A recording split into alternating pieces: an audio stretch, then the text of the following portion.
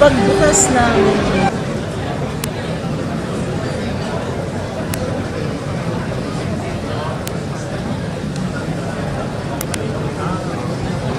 okay.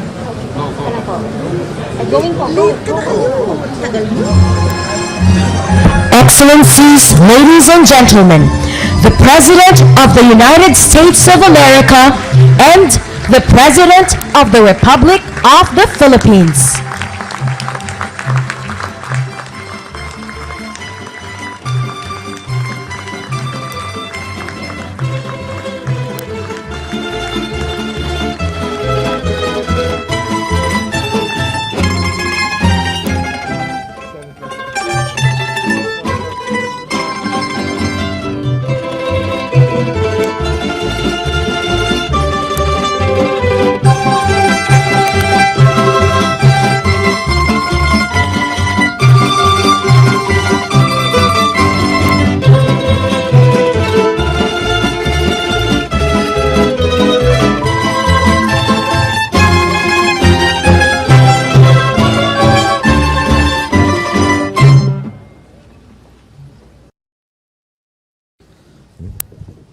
Please sit down.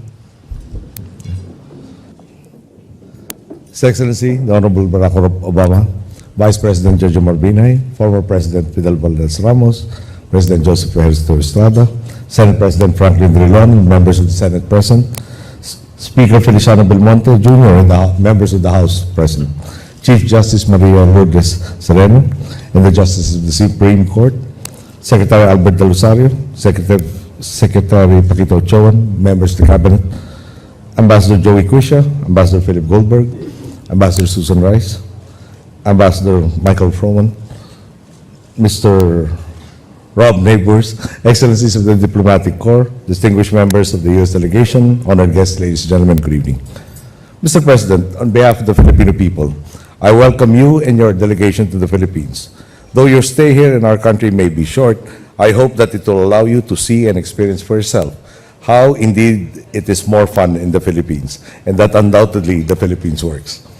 Mr. President, the historic friendship between our peoples has been punctuated by visits from your predecessors.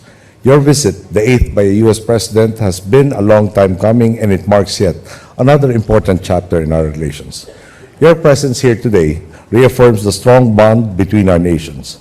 As a friend and partner of the Filipino people, demonstrated an unwavering commitment to the growth and development of our nation. It is only fitting, therefore, that your efforts be recognized with the conferment of the Order of Sikatuna. Since 1953, the highest recognition of diplomatic merit of the Republic of the Philippines has been the Order of Sikatuna. It is conferred on those who have fostered and elevated the bilateral partnership of our country with other nations. Tonight, I have the distinct pleasure to confer the highest rank, that of Raha or Grand Collar, on you, Mr. President, for your leadership and policies that assisted the Philippines in times of natural disaster, for helping uphold stability and peace by means of the rule of law in Southeast Asia, and for working with us to fundamentally raise the defense capacity of our country. Congratulations.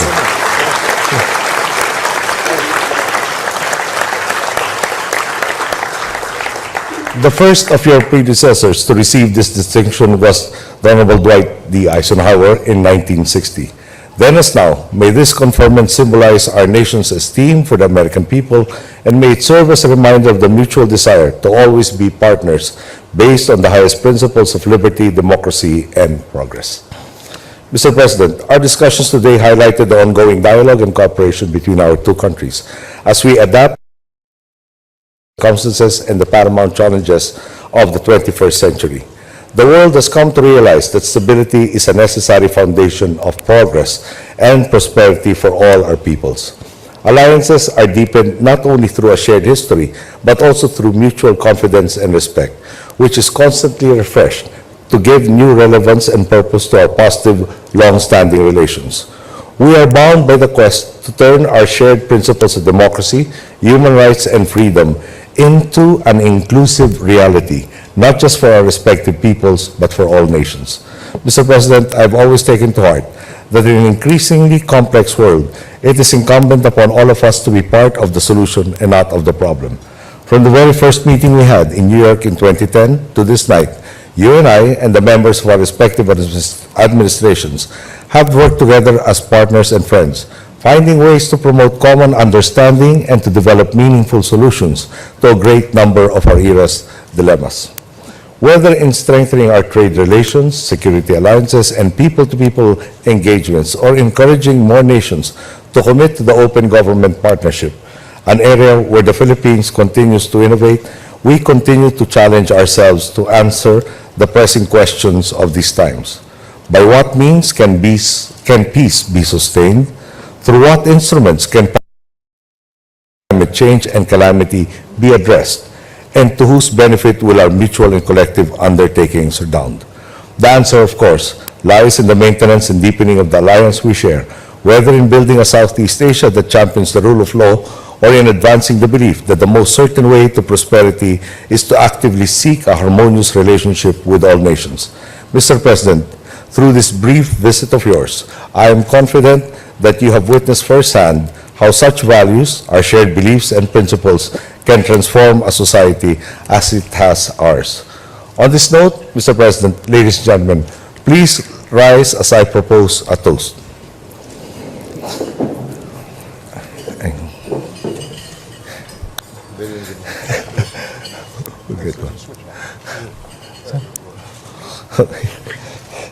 To the good health, happiness, and success of our dear friend President Obama and his family, to the continuing closeness and affection between Filipinos and Americans, and to the realization of our common vision of a more stable, more prosperous, and more inclusive international community. We say mabuhay.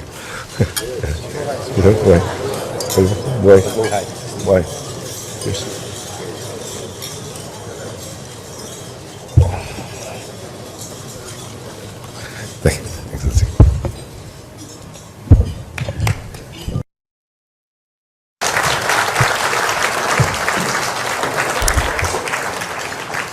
Well, thank you so much. Magandang gabi.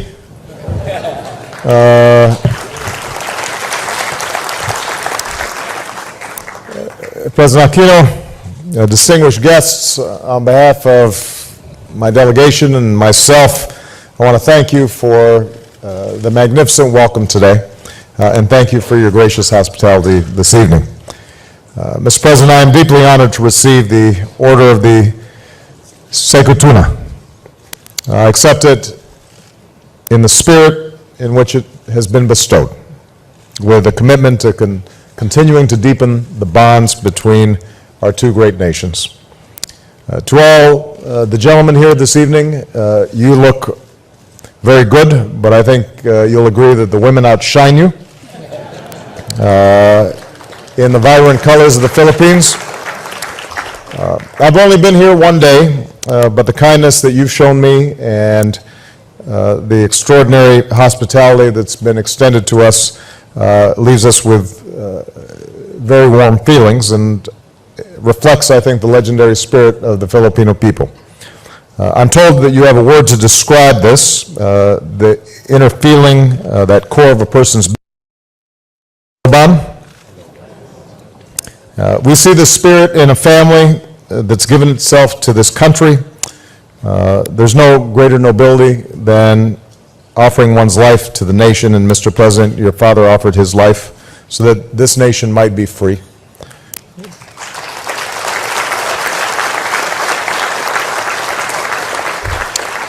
Your mother and the citizens of this great nation who took to the streets showed the world that true power lies. And with the canonization of Pope John Paul II, we also honor the role that the Catholic Church played in supporting the Filipino people in their desire for freedom. Noynoy, you bear the scars of those who would have taken this nation backwards, and you carry on your family's noble tradition of service in your commitment to the dignity and prosperity of the Filipino people. We also see the spirit of this nation in all that you've overcome: colonialism and occupation, invasion and dictatorship. Yours is a fierce independence, won through sacrifice and renewed with each generation. And we saw that again this year. After Yolanda, America grieved with you and stood with you, but we were also inspired by your resilience and your determination to care for those who had been affected. Tonight, our hearts actually grieve for some of our fellow Americans back home who've been devastated by very terrible storms and tornadoes, but we draw strength from your example. For even as we grieve, we know that we will recover and we will rebuild in these communities that have been affected because people will care after each other. You bring that same strength and solidarity to our alliance.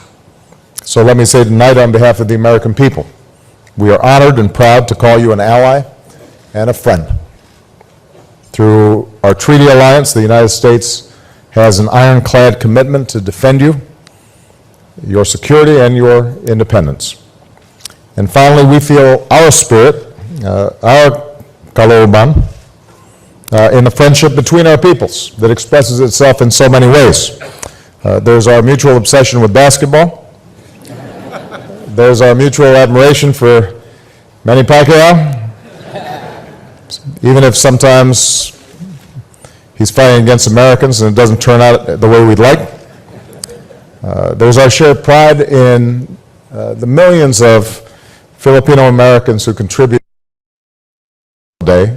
There's one in particular I'm grateful for, Chris Comerford, our executive chef at the White House. Chris was born in Manila. She still has family here. Thanks to her, we in the White House enjoy the occasional lumpia and adobo. So I want to propose a toast. To our gracious host, President Aquino, to the alliance that keeps us strong and free, and to the friendship between our peoples. May it always endure across the ocean and in our hearts. Mabuhay. Cheers. Cheers. Yung payo, yung payo. Di ba naman,